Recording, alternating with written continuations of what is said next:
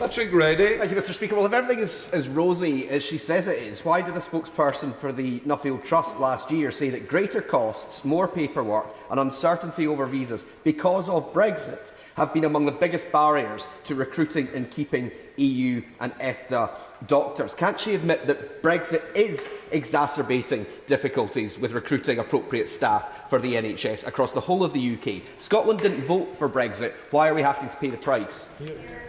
Minister. Can I suggest to the honourable gentleman that it's really time that he stopped blaming Brexit, and he should in fact look to his colleagues, his SNP colleagues in Holyrood, and make sure they make Scotland's NHS a better place to work. As, if you listened to my answer a moment ago, I said in England we've recruited over 13,000 more doctors to the NHS since Brexit. In fact, we're doing so well. We recently recruited a doctor from the SNP benches. Gavin Newlands. Very droll. I congratulate the Minister on that one. But if the Nuffield Trust isn't enough, then perhaps BMA Scotland Chair Dr Ian Kennedy will be good enough. He recently said the recruitment and retention of senior medical staff across the NHS in Scotland remains a huge challenge, with the health and immigration surcharge cost increases announced by this government potentially further deterring foreign workers joining the NHS. So, given the recently announced NHS long-term workforce plan, what steps is the Minister taking to ensure Scotland has the necessary immigration we need for future recruitment and retention for our health service? Here. Thank you, Mr Speaker.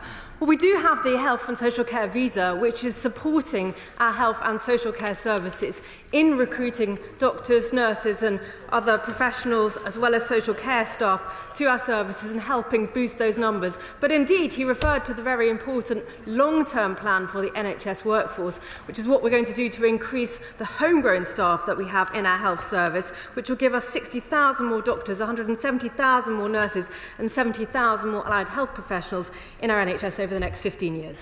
SNP spokesperson Amy Callaghan.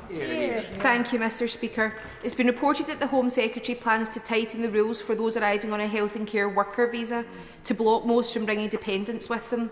Yet another in a long list of the Home Secretary's vendetta against children coming to these isles.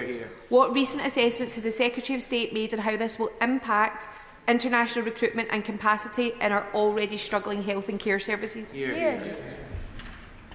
Minister. Thank you, Mr Speaker.